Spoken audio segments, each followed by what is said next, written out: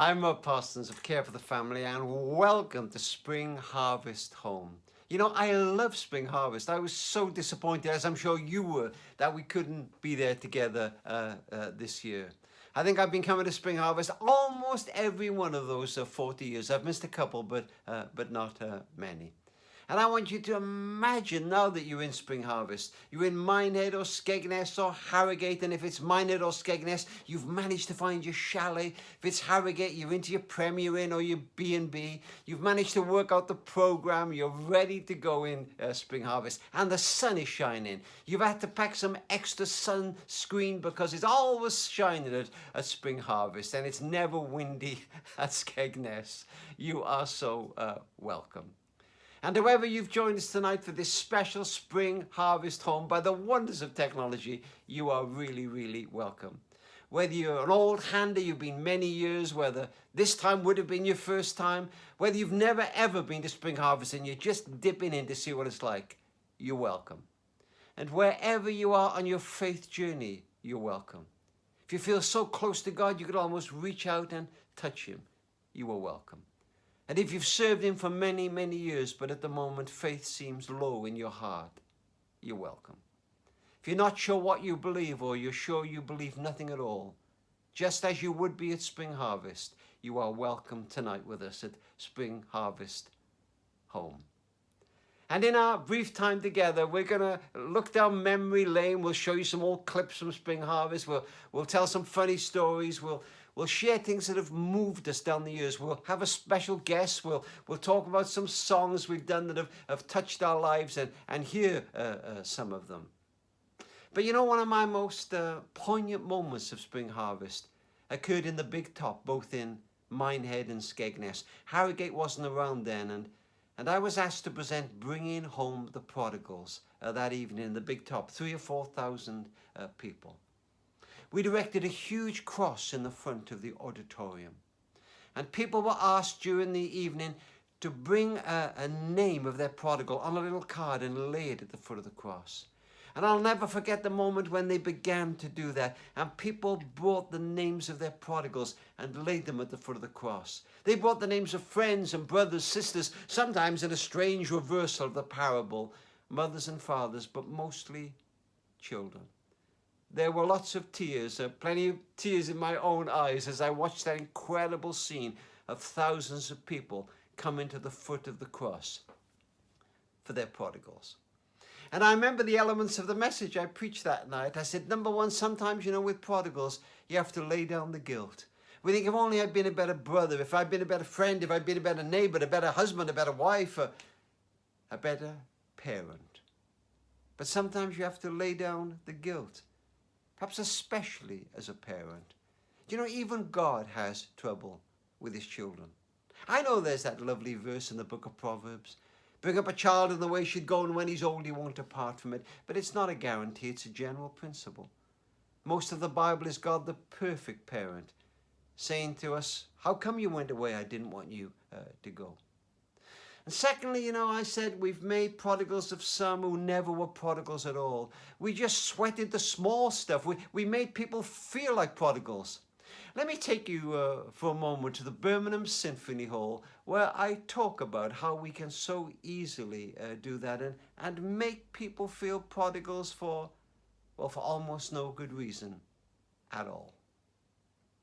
I belong to a fantastic church.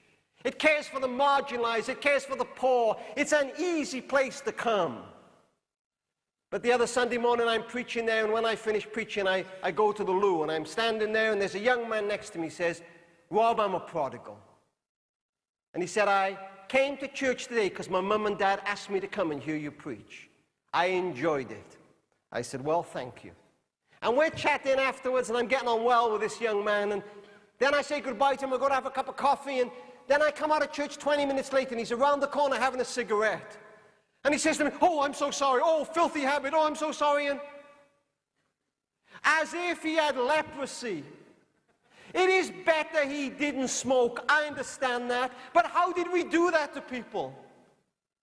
Was it that in our local churches we had everything else so sorted out, the pride and the arrogance and the greed so sorted out? We had time to marginalize people over that. How did we do that to people? And then I talked about the possibility of prodigals coming home. And I mentioned a prophecy given by an old man years ago. When the Father's house is filled with the Father's love, the prodigals will come home. And I can remember saying, if we don't stop fighting each other in local churches over the building committee or the youth work or the style of leadership or the style of worship, there's hardly any point bringing them back. When the Father's house is filled with the Father's love, the prodigals will come home. And then I remember saying, when they do come home, pray with all your heart they meet the Father before they meet the elder brother. The elder brother will say, can I still smell alcohol on you? You still smoking? You still with that guy? You still with that woman? You still living that kind of lifestyle? But the Father will understand they're still smelling of the pigsty. The Father will be patient. They're home. And then finally prayer. As we brought the names of those prodigals on the big top in Minehead and Skegness to the foot of the cross, we knew we were coming to the cross, a place of weakness, but a place of incredible power. There is no better place to bring your prodigal than the foot of the cross. And even later, some of you might want to kneel and do that symbolically tonight, to bring the name of your prodigal to the foot of the cross. Somebody once told me, I studied English literature. They weren't Christians, the professor, but she said, I think the parable of the prodigal son may be the greatest short story ever written. It's the story of the boy who broke his father's heart. Just went away and left it all, and finally the money runs out and the friends run out at exactly the same time, and he ends up in a pigsty. And one day he thinks, I want to go home. Makes up a little speech. Father, I've sinned against heaven and against you. I'm no more worthy to be called your son.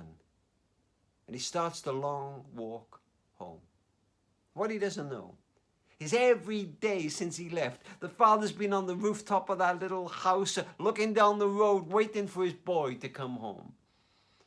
On that flat roof, every day looking down the road, and one day he sees him. And the old man starts to run. He runs and he runs and he puts his arms around him and he starts kissing him, and the boy begins his speech, Father, I've sinned against heaven and against you, but he never finishes it.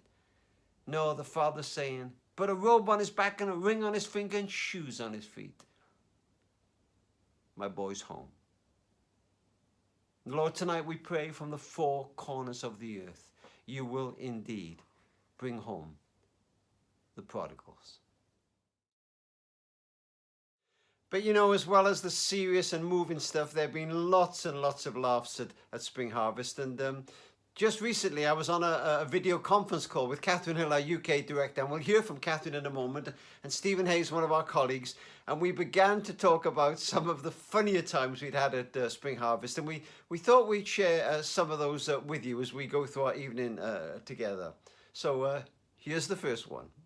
Well, thanks everyone for getting together on here, just because we wanted to think about Spring Harvest and we want to do a video for those guys. And I just wondered, Rob and Catherine, if you had any kind of funny stories or anecdotes or anything from down the years that might be that people might like to hear.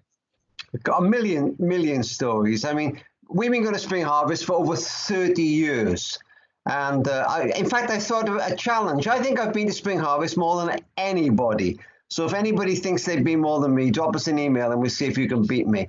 But I remember many years ago, perhaps 32 years ago, I get an email, perhaps it was a letter, might have been a pigeon, saying, we'd like you to be a speaker with Spring Harvest. Wow, I was so excited. I rang my mother, I rang my aunties, I'm going to be a Spring Harvest speaker. You know, I thought I really, really made it. So I arrive, I buy a new Bible and, new clothes, and I arrive at Spring Harvest, and I'm imagining the big top. That's why, 4,000 people, but they don't ask me to speak at the big top.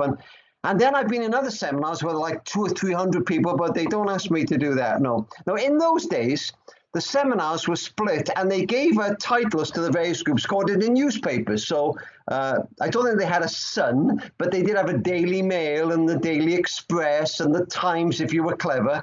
And they gave me a seminar stream. All the seminars were in the morning except mine, which was in the afternoon. And my heading was Financial Times. So I get like 12 people who look all like chartered accountants. Forgive me if you're a chartered accountant, but I get all these people. I get 12. It's not 4,000. It's not 200. It's not the morning seminars. It's like 12 in my seminar. I don't ring my mother. And on the second day, I still have 12, but they're a different 12. So obviously it hasn't gone very well, except for one guy. And this guy follows me around all week. I don't manage to keep the same people, but this one guy follows me. He never misses. And honestly, guys, I think by the end of the week, in total, I'd spoken to about 44 people. I'm beginning to craft my new book on humility. And I'm packing my cases away. It's Ayr in Scotland. So they had a spring harvest then in Ayr in Scotland. And I'm in the car park and I'm putting my cases away and it's raining. And I'm feeling a bit depressed and I want to ring my mother now, but not to boast. I just need my mother. And I'm packing this stuff away in the car. And here comes this guy, the one who's followed me every afternoon. I promise you, it's a totally true story. Here he comes and he's shouting, Rob, Rob. And he's got his wife with him and his kids with him. And he's coming towards me and he's got a camera in his hand. And so I think, oh, wow. So I kind of just brush my hair back and try and look at him. And he comes up to me and he said, would you mind? And he hands me the camera. He hands me the camera. And this family pose. Well, I take a photograph of them and they're gone. This is pre the days of selfies and Good for your humility. Good for your humility. My numbers since on my seminars have gone down since then, but you get on with that. Brilliant. What were you saying, Catherine? No, I think so. That wasn't even a camera. I mean, that wasn't even a phone. It was a proper camera, was it? Oh, it's a brand 123 or something. It's a box camera, I think. Almost felt a little explosion go off when he did it. Very good. Well, we got a couple more of those to share with you as we go through our evening together. I don't know if that's going to keep you glued or make you switch off, but we'll share them with you anyway. You know, a moment ago I talked about that incredibly moving moment in the Big Top where we presented Bringing Home the Prodigals. But a couple of years later I had an equally moving experience, and again it was in the Big Top. We've been discussing the rate at which young people leave the church and at what age that happens. And the guys that run the kind of youth program put on an incredible piece of drama for us. They filled part of the Big Top towards the back with hundreds of young people. And then somebody on the stage read out the statistics at which young people leave the church, the ages at which young people walk away. And when they read out their ages, young people began to represent that age group and walking out of the Big Top. So at ages 8 and 9, if just a couple of kids walked out, and more at 10 and 11, more at 13, and then 14, 15, hundreds of kids walking out of the Big Top, representing droves of young people walking away from church. You almost wanted to go out and drag them back in. And that led to one of our programs in Care of the Family that came out of a book I wrote called Getting Your Kids Through Church Without Them Ending Up Hating God. And we presented that program to tens of thousands of people, not just in the UK, but all over the world. We'll show you a couple of clips from that now. Bye then, love. I'm off to the church AGM. Okay, Dad. Enjoy! And for my next item on the agenda, we simply must ensure that the children on the local estate are not allowed to mix with our children. I've seen some of our young people making friends with them, and who knows where that may lead. Last week, some of them missed their weekly Bible study in order to spend time with these so-called reprobates in a maths tutoring session that they were running. No good can come of this. All right, love. I'll see you later. I'm off to the church community group. Right? Okay, Dad. Yeah. Bye.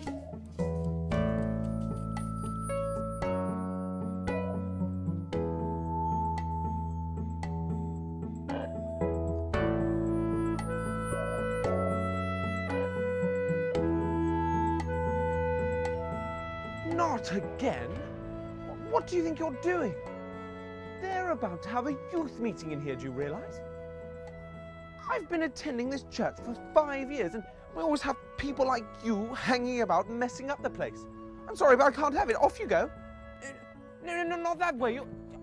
You'll go on the grass. Off you go. What do you think you're doing? Right, I'm off to a meeting about fixing the church roof. All right. Hey, Dad. Bye.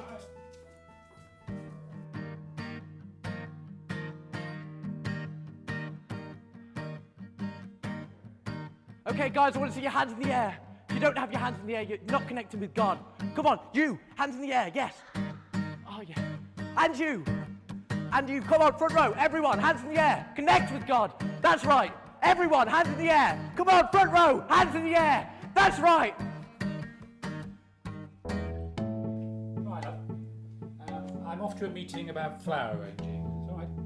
Okay, Dad. The worship was just awful. I know, the preaching wasn't much better. I know. I mean, bless him. He does try. But he's no Billy Graham, is he? I mean, that sermon illustration about his garden went on forever. It reminded me of the time when he spoke for 3 hours about the... That's it. Right, I'm off to a meeting about how we can cut down the number of meetings we have. All right. See you later.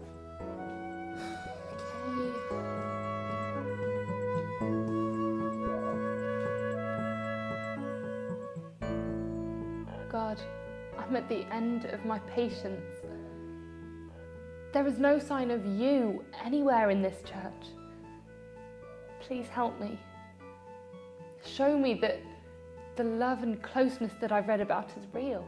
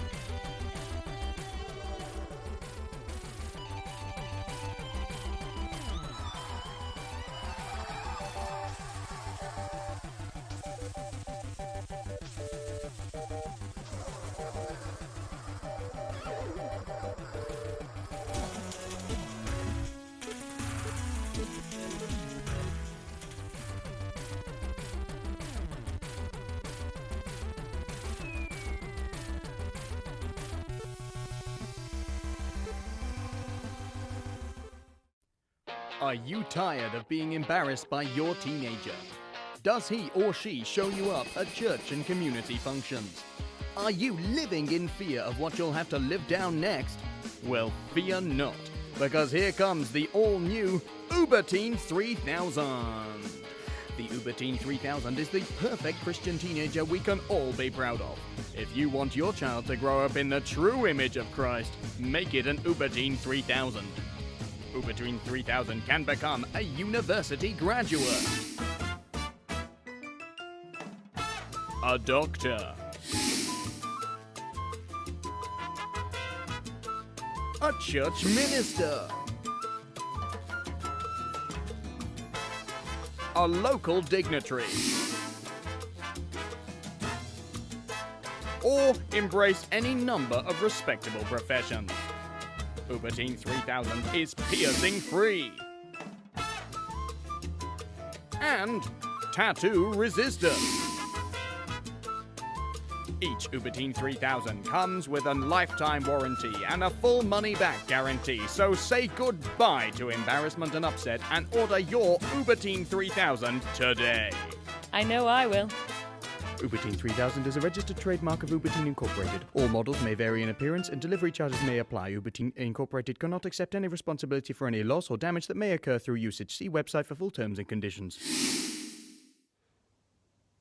A couple of years after getting your kids through church, another initiative began that in some ways came out of bringing home the prodigals and getting your kids through church, and again is closely associated with Spring Harvest. In the 30 years of Care for the Family, it has been one of the greatest privileges of our lives to help birth this initiative. It's called the Kitchen Table Project, and Catherine Hill, our UK director, is going to tell you something about it. Hi, I'm Catherine Hill and I'm the UK Director at Care for the Family, and it is so good to be with you this evening at Spring Harvest Home. As Rob said, I'm delighted to tell you a little bit more about the Kitchen Table Project. The Kitchen Table Project is a special initiative at Care for the Family. It's a movement of parents and carers to inspire faith in the next generation, to sow those seeds of faith in our children's lives in the context of the home. And of course, the church has such an important part to play in building those foundations of faith in our children's lives. But you know, we actually have to take our children to church for 421 years in order for them to have the same exposure to faith as they do in the context of the home. So as parents and carers, we really do have a great opportunity. We have everything to play for. Let's take a look at this.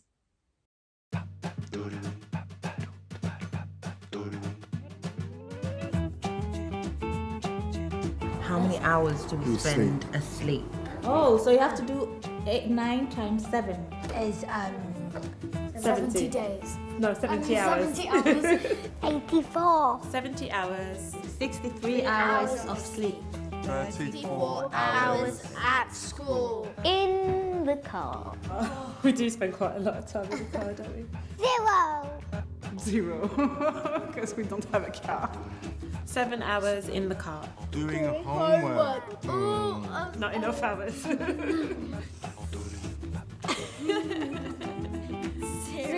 doing homework. 6 hours.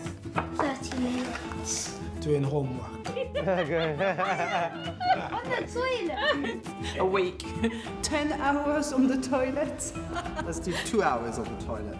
Screen time. Oh my goodness. That's so much. So weekly total 31 hours and 46 minutes. Oh, that's you, Mummy. It's me. Yeah. Why? 10 hours a day. 10 hours a week?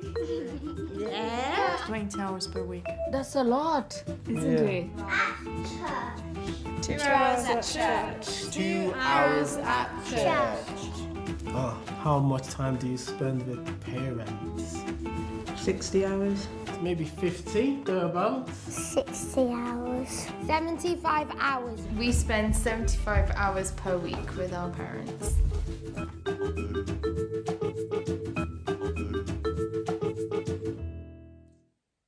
It's so interesting, isn't it? When we just stop and pause and see just how much time, how many opportunities we have to sow those seeds of faith in our children's lives, in the everyday things of family life. We have so much to play for.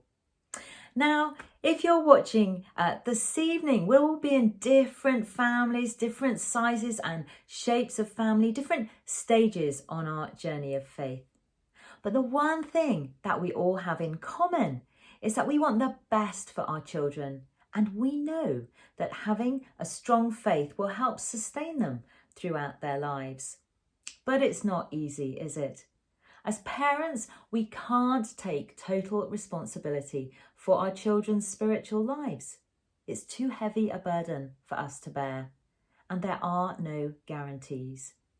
But there are many opportunities that we have, particularly in the early years, to sow those seeds of faith in our children's lives. And we really do have everything to play for.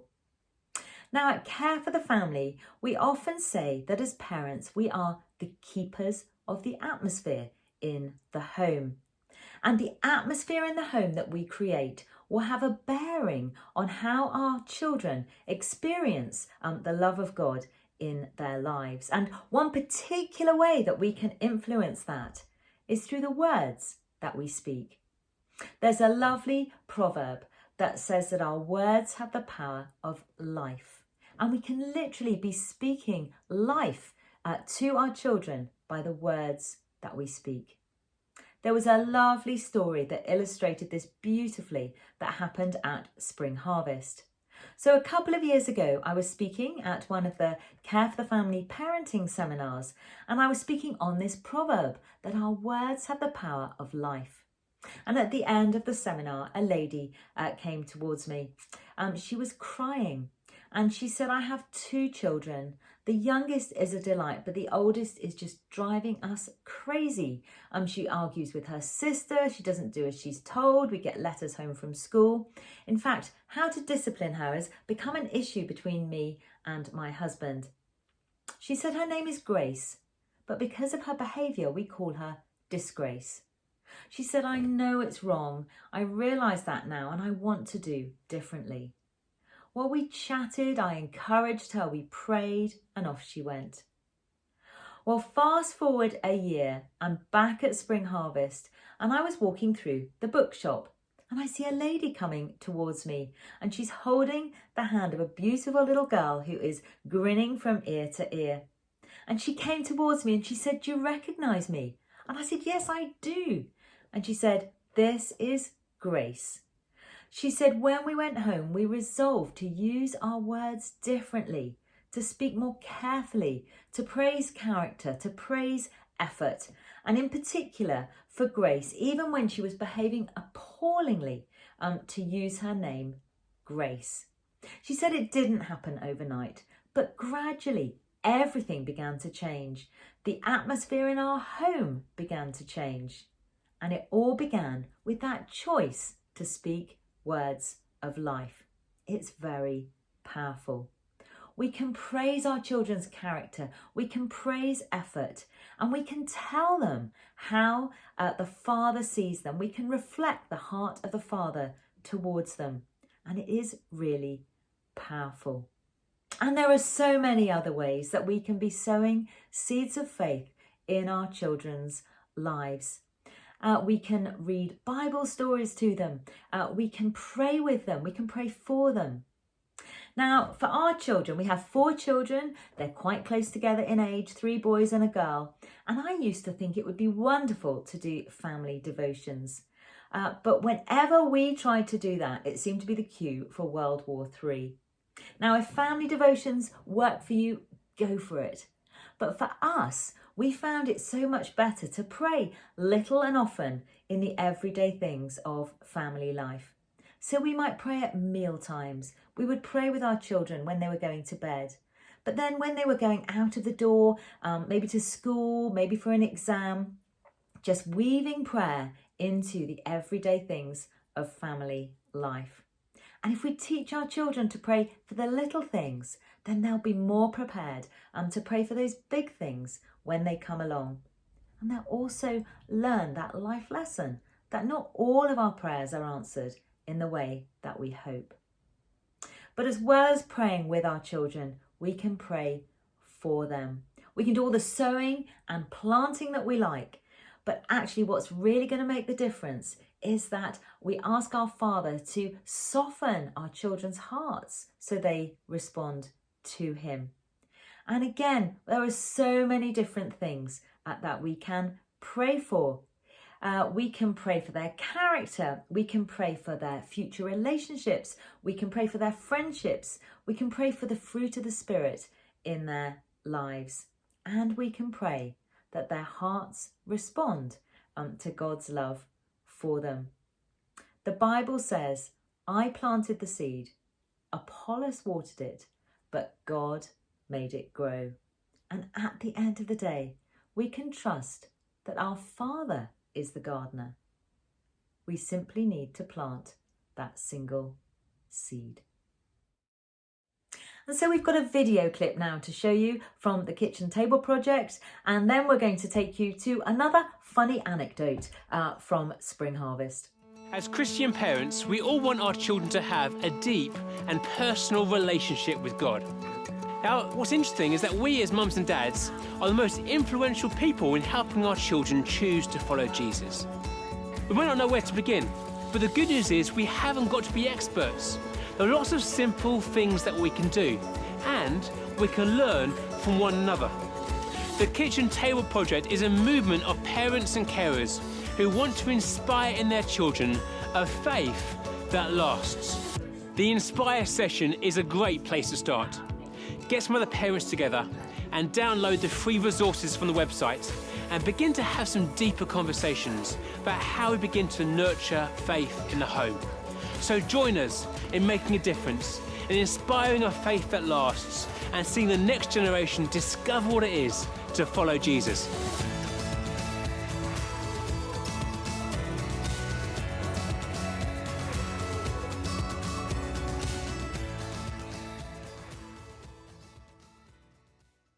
What you must have memories, Kevin. What do you, come on. I mean, I haven't been going as long as you, Rob, obviously, but been going for a fair number of years. We went with our kids for a couple of years. Excuse me, when you said obviously, what do you mean by that? Obviously, because I'm a lot younger than you, Rob, that's what.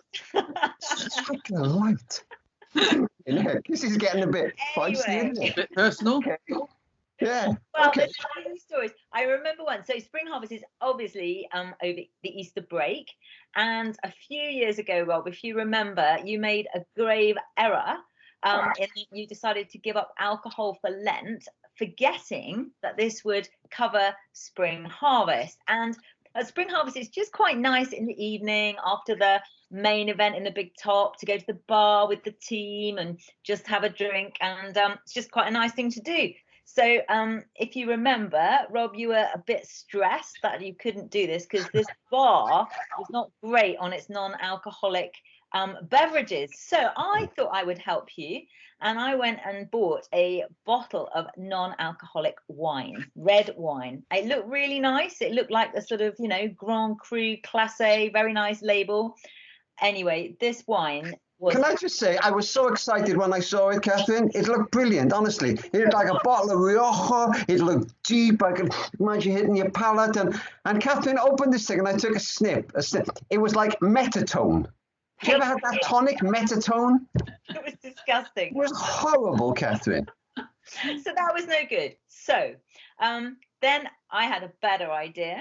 And I thought, why don't we try and get some non-alcoholic beer? Because I've had that and it's actually quite nice. So in the morning, there is a prayer meeting for people that are in different kind of leadership ways or serving at Spring Harvest that we go to. So we're all at this early morning before breakfast prayer meeting, but the shop is open, the little Spring Harvest shop that sells all kinds of great things, including non-alcoholic beer, and I'd spotted that this was on the shelves. So after the prayer meeting, I said to Rob, let's just go via the shop and see if we can pick up some of this beer, which we did. So Rob is coming back along the path. We're carrying this thing of beer. There were quite a few bottles of it, I think.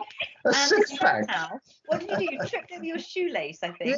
Yeah. And this thing just went in the air. And these bottles of beer, literally, it happened in slow motion. They're all suspended in the air and then crash. They all smash on the floor.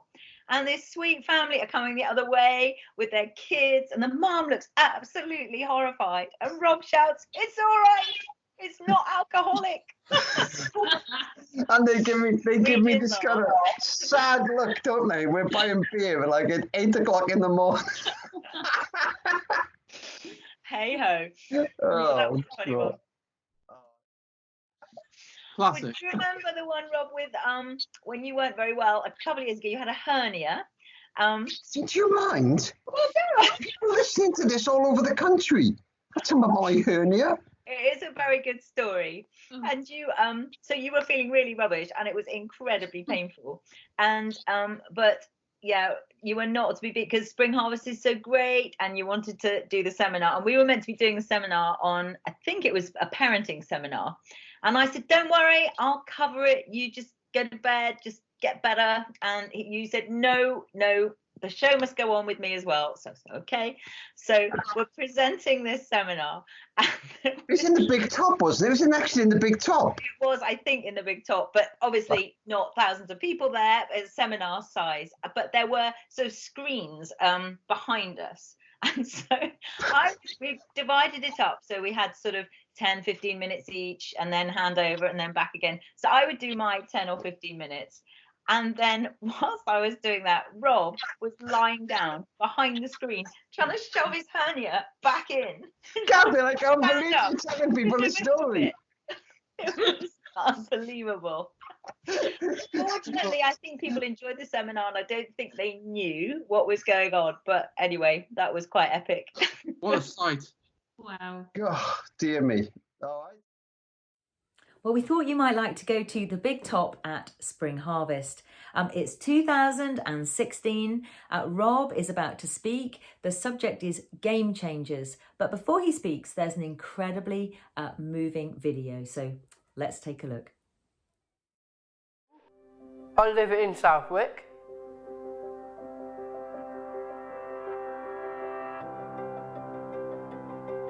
Before I be baptised, I mess around. Then when I grow up, then it's time is right with God.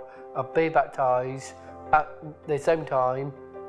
Then I get into more and more about learning more about God. I've gone to a big conference with lots of Christians. I met up with a Swedish girl. Then I started talking to her. Then we both agreed we'd like to pray more. Then that's how it starts. The group starts, turning into a lighthouse. We are the lighthouse. Lighthouse is so light to all the nation. God always shows His light in our path. Without His light, we will be in the dark tunnel. We need God to impact our lives. We've got 3 groups already up and running. Is No Limits, Sign and Lighthouse. The main thing we're doing is help each other to pray. We learn about God more deeply through the Bible and reducing a lot of noisy, lively worship. Can't say I am special. God is special. If they're so scared to me, game changer, I will ask them to pray, and God will help them. God always answers our prayers. I am game changer.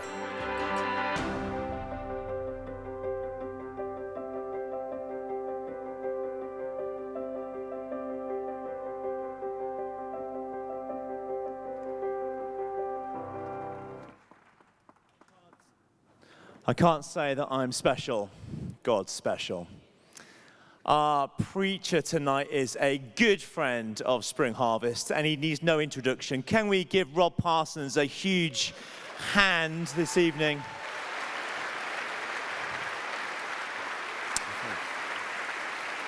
I'd like to pray for Rob, but more so I want to pray for us.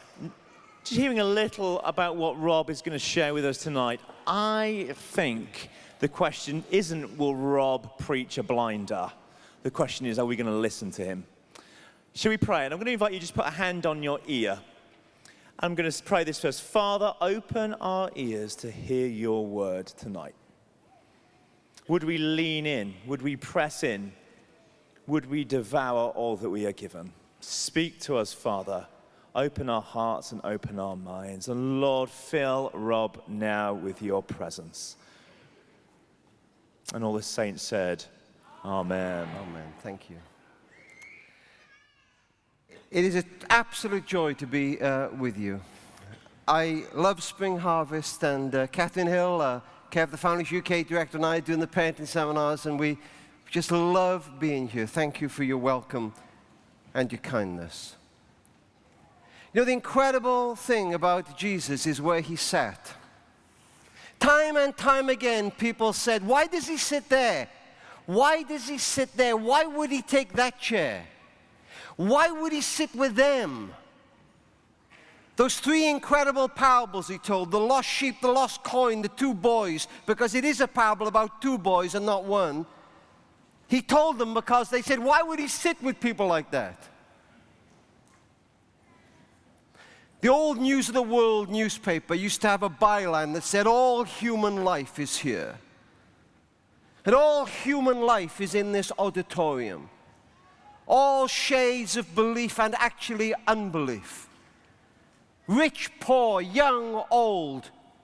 Those struggling a bit in life. Kids doing well, kids breaking our hearts. Single, married, those who've known the pain of divorce.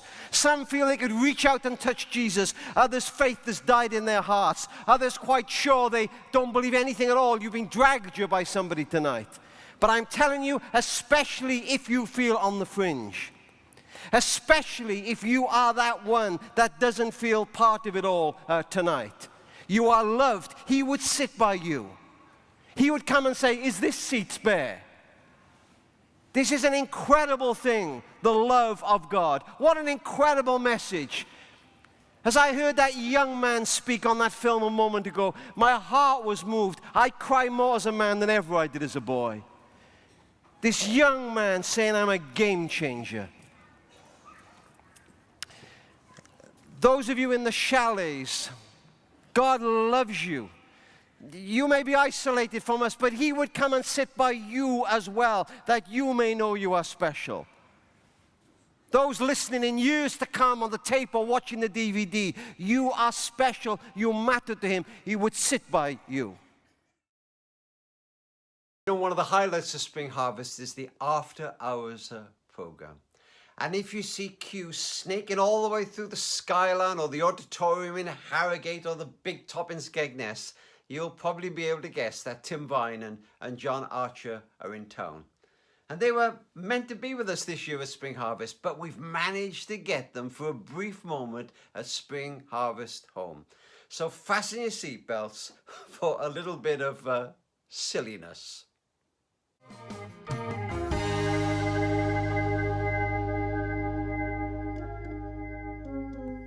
Well, hello, Spring Harvest. Welcome.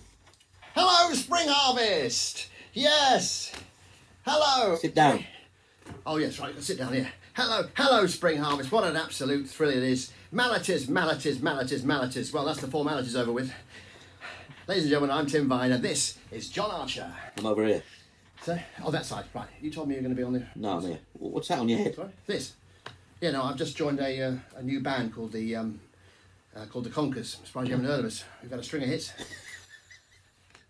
Now, look, John, this is very unusual for us, isn't it? Very yes, unusual. It is, yeah. I mean, who'd have thought that we'd be here talking to people who are, you know, this is talking remotely to people. Yeah, it is. Because, of course, whenever we do our shows at Spring Harvest, it's not as though we're ever broadcasting to a small area where everyone... We are, aren't we? Chalets. Yeah. Anyway, John.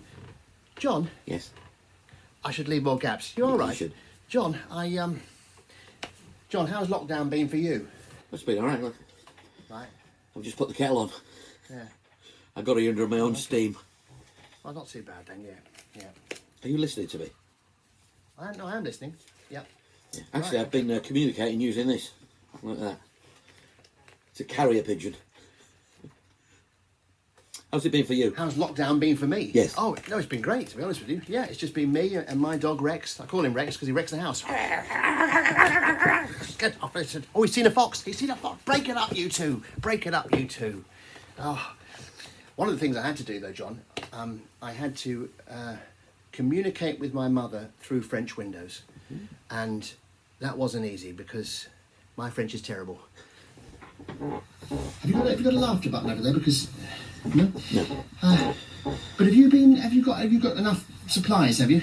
Oh yeah. I haven't been stockpiling or anything. Yeah. No. Yeah. Have you? Yeah. Oh, look, I'm one of the sensible ones. I want to make that clear. I'm Good. one of the sensible ones because I've in many ways I've been very sensible. I've not been stockpiling. No, but I've just got 1 jar of Marmite. That's it. 1 jar of Marmite. 1 loaf of bread.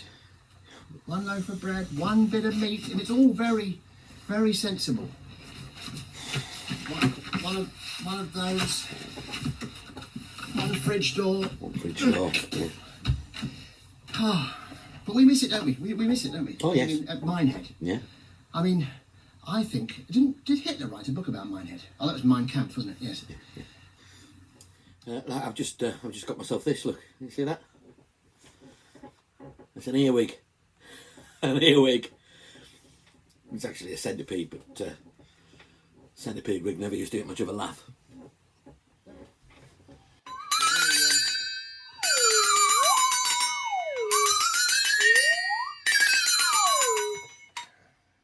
Look at this, look.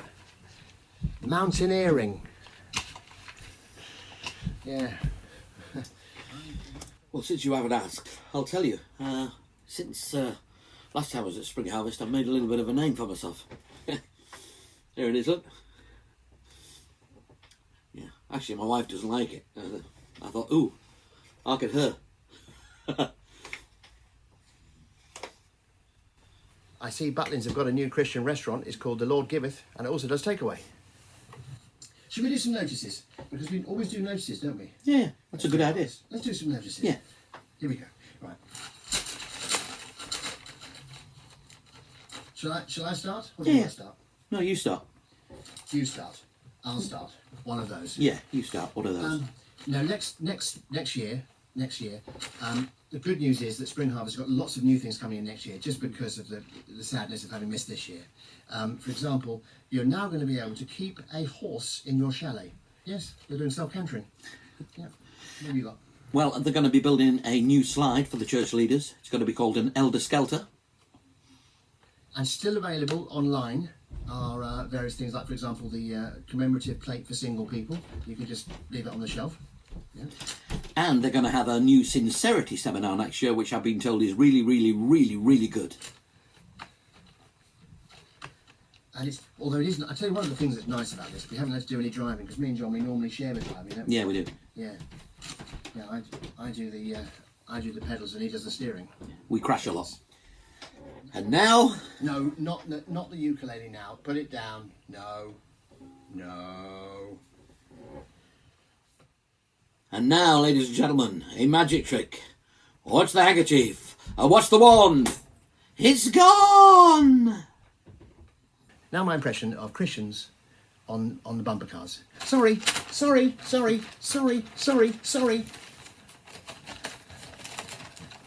What have you got there, John? Well, apparently we've just found out that R.T. Kendall has a brother that can't paint or draw. He's called Not Very R.T. Kendall. The other thing, of course, is there's going to be all sorts of new worship, isn't there? Next year, there's going to be worship for dentists, and they'll be singing songs like "Shine, Jesus, Shine," "I Will Enter His Colgate," and "Crown Him with Many Crowns." Good.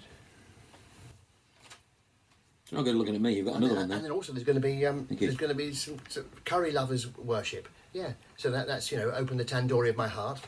There is none like you, and amazing rice.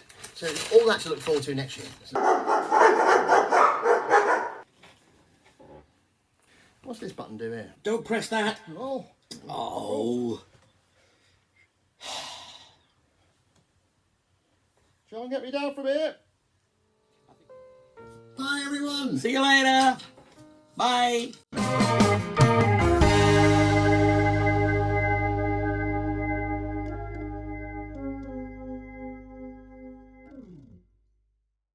I think those two are getting sillier as the years go by, but massive thanks to Tim Vine and John Archer.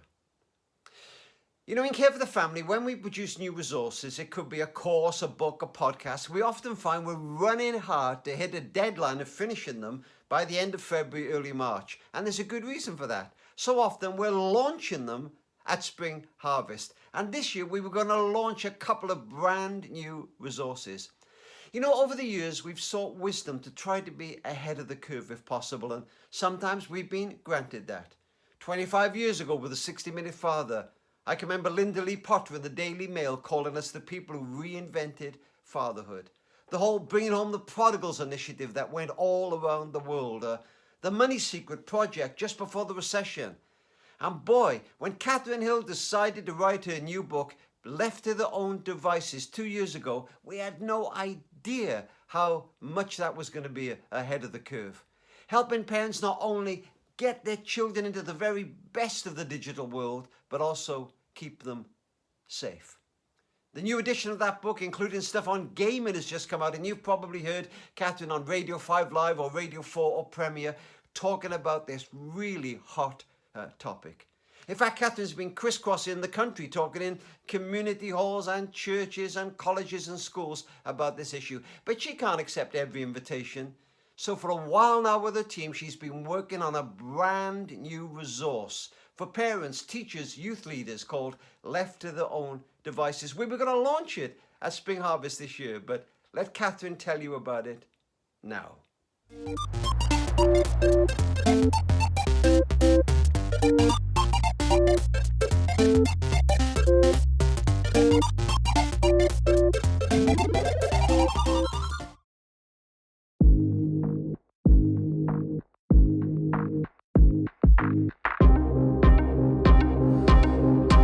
YouTube, social media.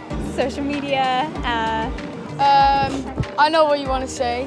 I like to use social media and talk to my friends and research things for school. YouTube. I sometimes use the internet to search things up to watch. Just texting my friends on making plans. I normally use it for like going like on TikToks, like you can do videos and make videos and stuff. Instagram, Snapchat, Facebook, Snapchat. internet, Google. Yeah, all of it, yeah. I like to talk to my friends online or play video games or... I use internet for it to hang out with my friends, to surf some social media. I don't know what stuff about the internet. For fun and to get in contact with my friends. For games.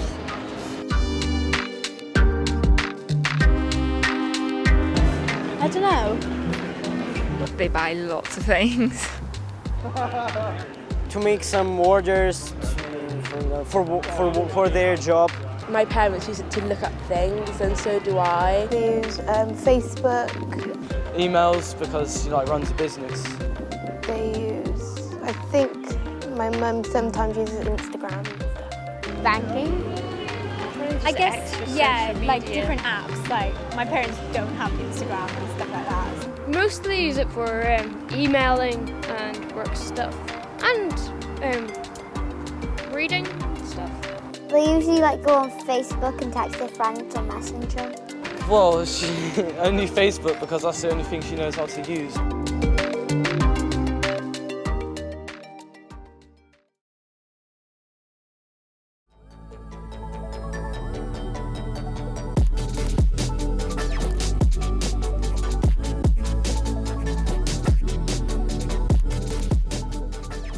So it's great to be with Andy Robertson. Andy is a journalist specialising in video games and in families, and he's also a dad of 3 children, a girl and 2 boys. And we're going to be talking about the impact of gaming on family life and as parents, how we can navigate through that. So Andy, great to be with you. What are some of the concerns that parents might have? So the things which are kind of, I guess, sort of trigger points for parents are how long children play. And then, the phrase of addiction will come into that sort of conversation and concerns like, are games making our children addicted? Are there things games are doing that other things aren't?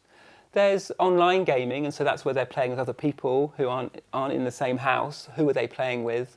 Are they playing with other children, or are there adults there pretending to be children? So obviously that's an issue. Then there's sort of the cost of games, and games are sold in very different ways these days. And so I think parents sometimes have concerns when they get unexpected costs. And then potentially how games sell some items can look a bit like gambling, so parents worry if it's going to lead to gambling. And then finally, probably there's a lot of games, I guess because they're quite young really, focus on violence, because that's quite an easy thing for a game to replicate. It's kind of basically shooting or attacking someone. It's like a competitive thing. And so parents will see that and quite rightly think, well, you know, is that appropriate, that level of violence for my child? So it's quite a wide range of concerns. See, I think many parents are concerned about the amount of time that their children are spending gaming. What are some of the things that they can do to help navigate that well? Well, I think one of the things is to kind of not worry too much just about time. We have a lot of headlines and a lot of kind of articles about how much screen time is too much. And a lot of parents kind of want to know, is 1 hour, 2 hours a day too much? And actually it's about the quality of the time spent. And a child on a device or on a game will be doing lots of different things. And really understanding the breadth of those experiences and encouraging a variety of different things happening is a much better way to sort of keep the screen time healthy. In a similar way to, you know, diet, we don't worry about plate time, we worry about what's on the plate. And, you know, we're great at getting our kids to eat vegetables and to have that broad diet. But obviously when it comes to games, we need to do a bit of work to close that literacy gap, to understand what else they could do, and to be with them as they play so we can see what's happening. I think it's also, it's quite easy to sort of misdiagnose children as just playing too much. And particularly at that moment of stopping, there's that key sort of family point, isn't there, where mum or dad is like, dinner's ready, and the child's still playing. And the parent is like, well, dinner time's more important than this video game, you need to stop now. And if they make them stop, then the child can become upset and cross, and then the parent's like, well, look at what this game's done to you. It's obviously a negative thing, you know, we need to stop this. And what's actually happening is the child could well be playing with other people online and quite rightly doesn't want to let his teammates down or her teammates down. And equally, if they're made to stop, there can be penalties if they've not got to the end of their level. So understanding that means that as a parent, you can put in place sort of those rules, but in a different way. Like give your child a bit of warning, or tell your child don't start a new online game without checking how long's till tea. And so that understanding can kind of close some of the confusion that parents and children can have, and just get them both on the same page so they can work together so that games are healthy. We often hear parents telling us horror stories of their children who have run up substantial credit card bills whilst gaming. Tell us a bit how that can happen. Well, I think because games are sold differently now to how they used to be, so we used to just buy the box, one-off cost, we'd bring that home and that would be everything paid for. Where modern games will often like to attract a large number of players and let them play for free, and then charge them small amounts for particular things in the game, which means that parents aren't always aware of how those games are making money. And it's an unfamiliar sort of transaction. It's not something we're necessarily used to, particularly in a video game. And so understanding that means that then you can help your child sort of navigate that and decide, well, is this particular purchase necessary or is this just optional? And you have that kind of thing where children will often say, I've got to have this, mum, dad. And then really what they mean is everyone else has got this and I want it too, like having the latest trainers or something like that in school.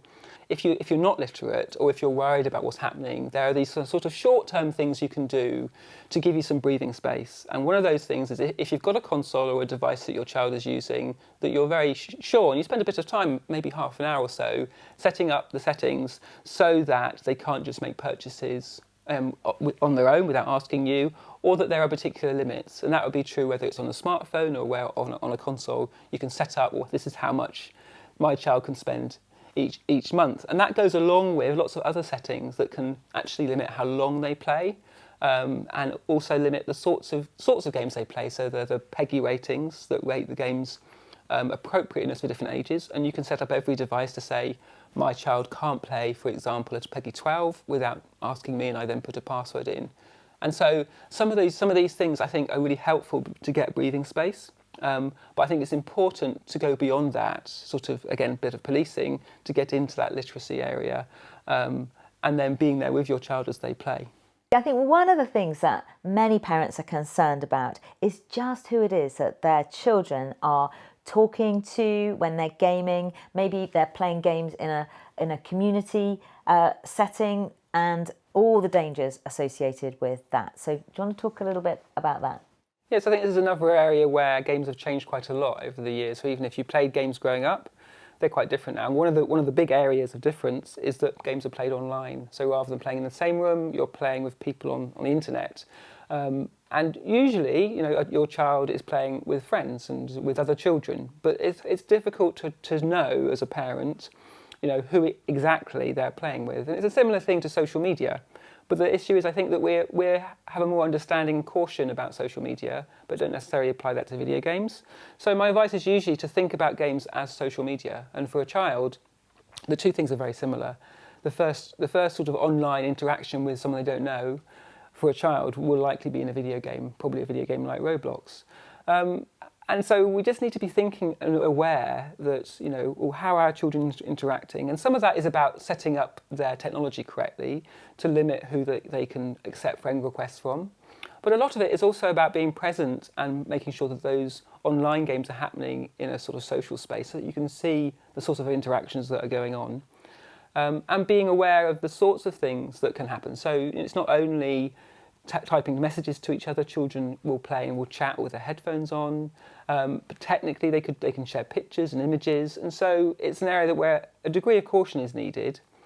But I think it's important not to lock it all down, because actually that's one of the big benefits of games, is that they're social. And the way I often think about it is that they're really beautiful playgrounds, and they're like the playgrounds in the real world, but they've got children from all cultures and backgrounds and from all over the world. So there's a real excitement about that. But unlike real-world playgrounds, which are fenced off and which we can see very clearly, it's harder for those gaming worlds to be fenced off. Andy, that is so helpful. Well, thank you so much. I know that many parents, having heard that, are going to feel so much more equipped, so much more confident at navigating this area. So thank you. Pleasure.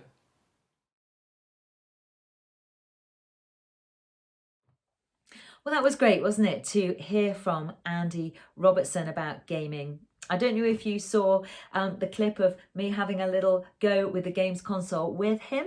I have to say I wasn't that good, but it was a load of fun. But in relation to gaming, this is the world that our children and our young people inhabit. But very often it's a world that as parents, we find it difficult to understand. And maybe these few weeks of lockdown are an opportunity for us to engage with our children in relation to their devices, but particularly this area of gaming, to understand some of the opportunities that there are to be creative for storytelling, or also to understand and to talk to them about the challenges and some of the dangers. Now, I wrote my book, Left to Their Own Devices, Confident Parenting in a World of Screens, a couple of years ago. But things in the digital world move so quickly that I fast realised that we would need a second edition just to keep it up to date. And so this is the new edition of Left to Their Own Devices. It's got all new references, everything up to date. It's got some new stories in. It's got new content, whole new chapter on gaming, and another chapter on the issue of sharenting, which is when, as parents, we're on the back foot because we're oversharing information about our children online. Now, there's lots of practical tips for parents in this book and some really fun cartoons. So do grab a copy. I think you'll find it really useful. It also tells us how to put together a family media agreement. Again, that would be something that might be a great thing to do in this season of lockdown. So, Left to Their Own Devices, Confident Parenting in a World of Screens.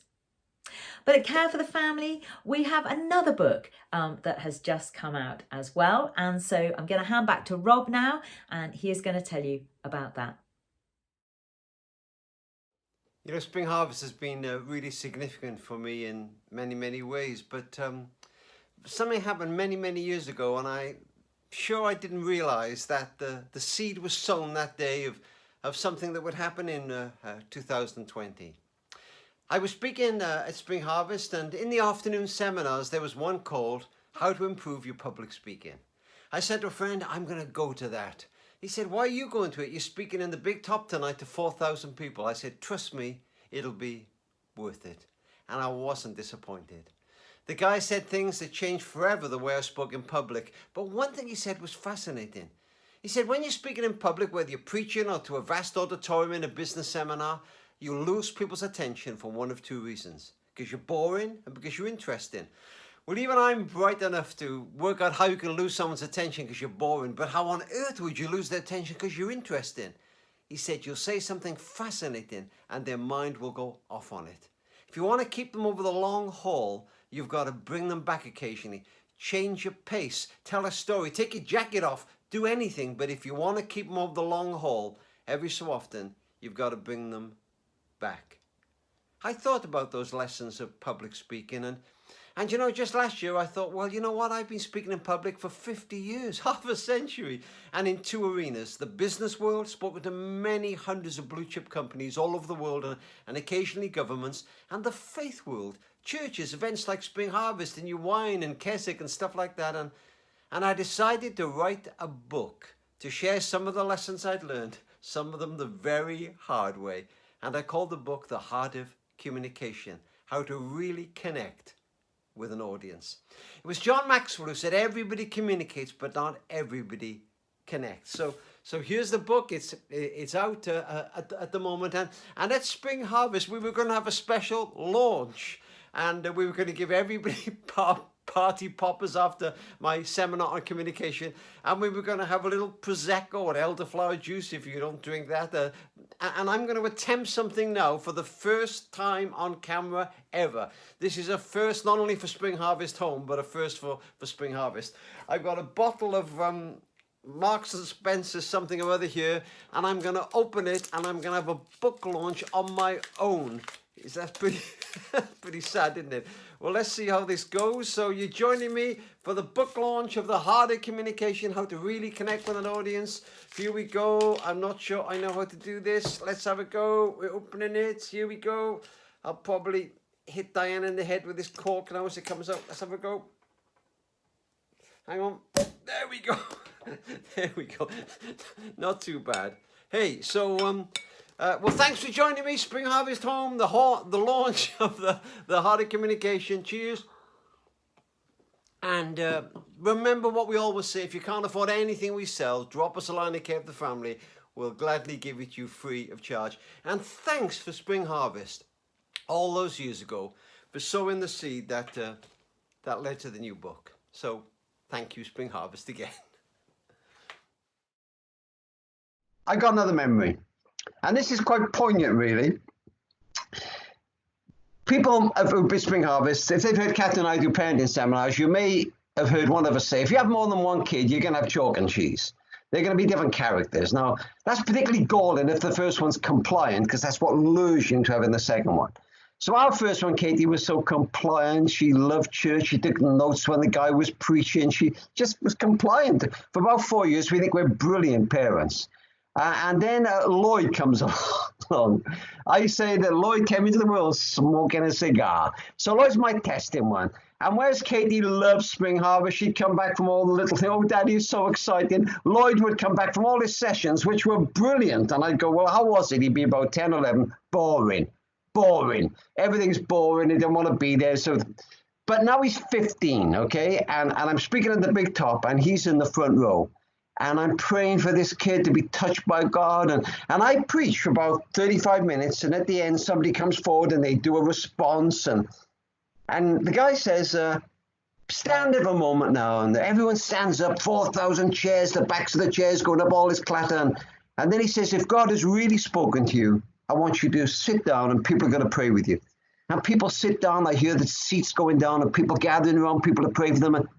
And then, after about 5 minutes, out of the corner of my eye, I see Lloyd sit down. People are immediately on him, praying for him, and, oh, this is so moving. There are tears, I promise you, there are tears rolling down my face. And I come outside, there was a big tent and the big top, and there's Lloyd. I say, son, it's amazing. What? Do you mind telling me what made you sit down? He said, my knees were killing me. He's got about 20 people on his back. That's Lloyd. But he's doing fine now, and I thank God for that. And you know, the great thing about those is however your kids make of Spring Harvest, almost every kid I've ever known generally looks back and says, they were great. They were great times. It's just some kids won't admit it.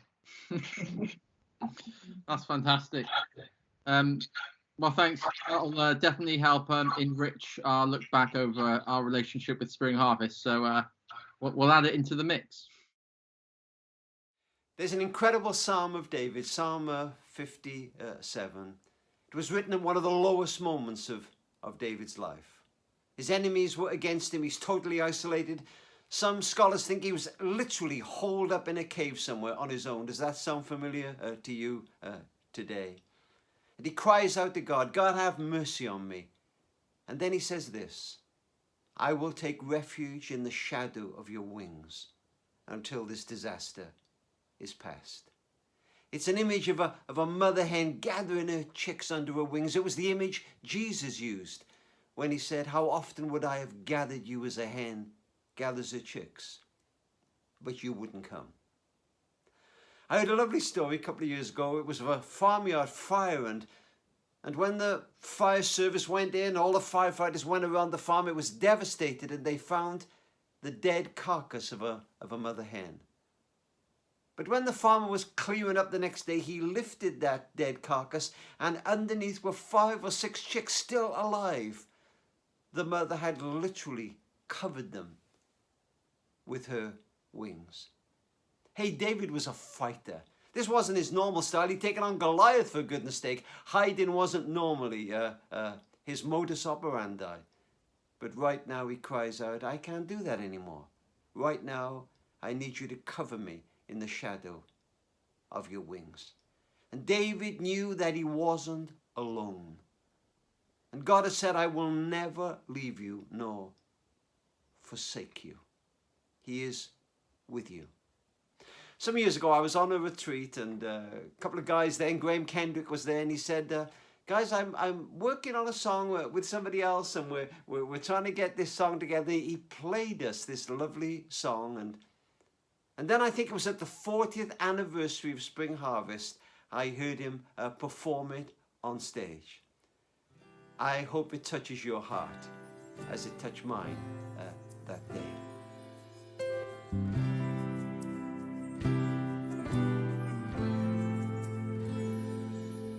Oh, spread your wings of mercy over me and guard my heart with true humility. No shadow of the darkness pressing in,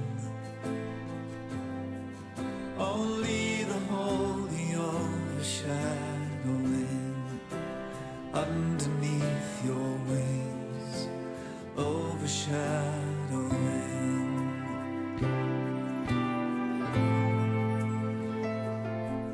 No refuge will I seek but God alone. No hiding place save only at your throne. Only the cross, the blood to wash my sin. Only the holy overshadowing underneath your wings, overshadowing.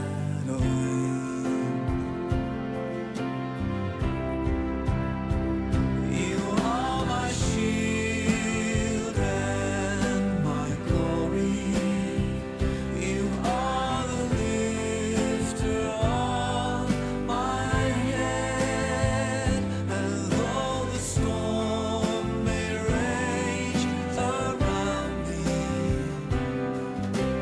I'll be safe within, beneath the holy overshadowing.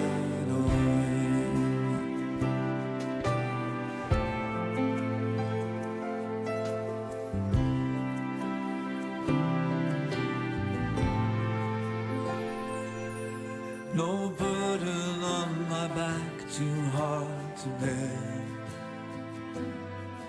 Only the easy load you bid me wear. Until these troubles pass, my heart will sing praise for the holy overshadowing underneath your wings, overshadowing.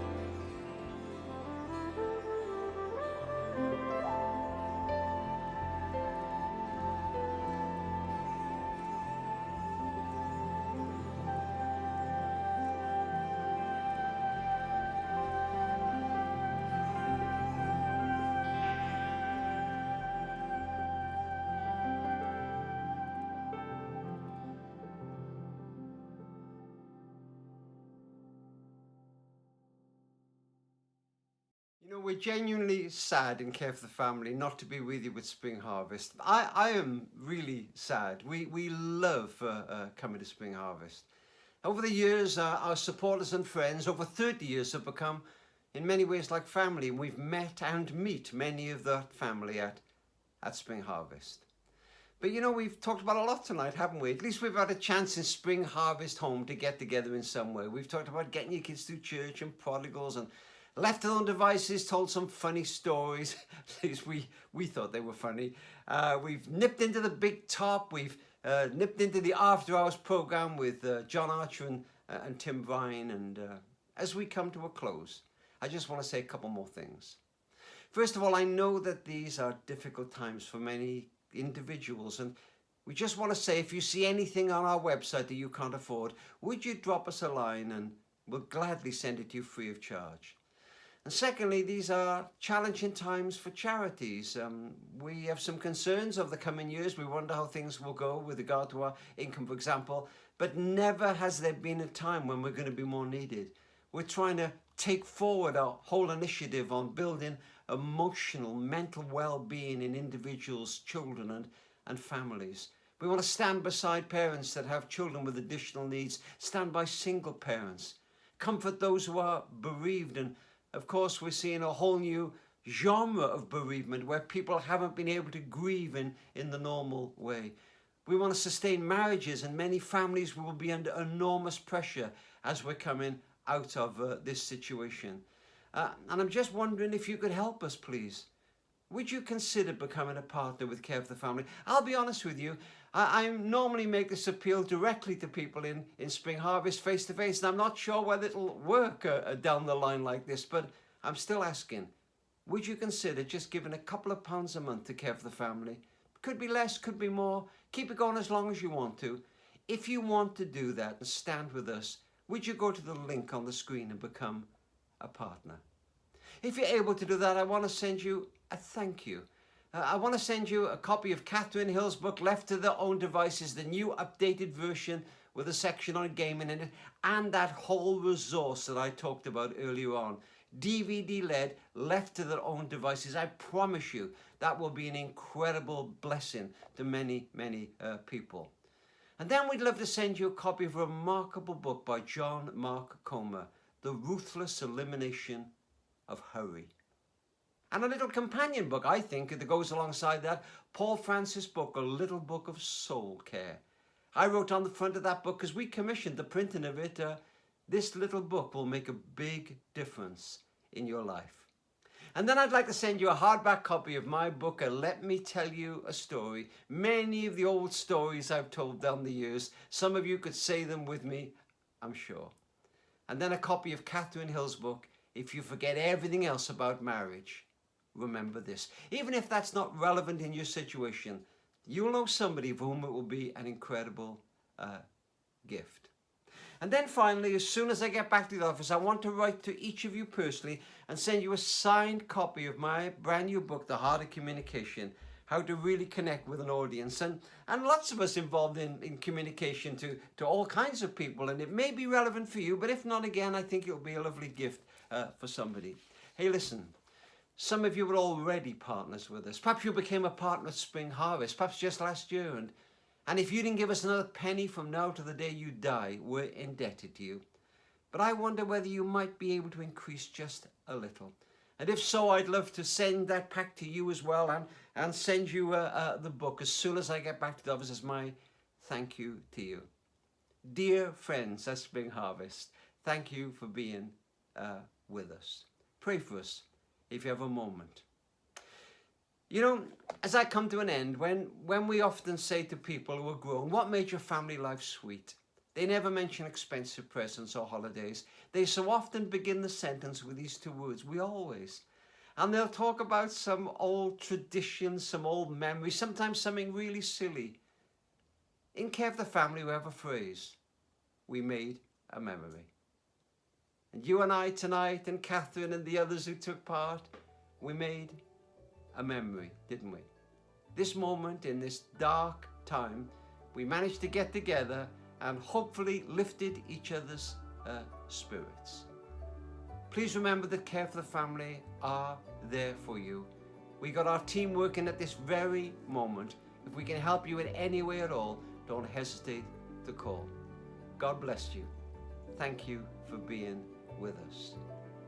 God is for you.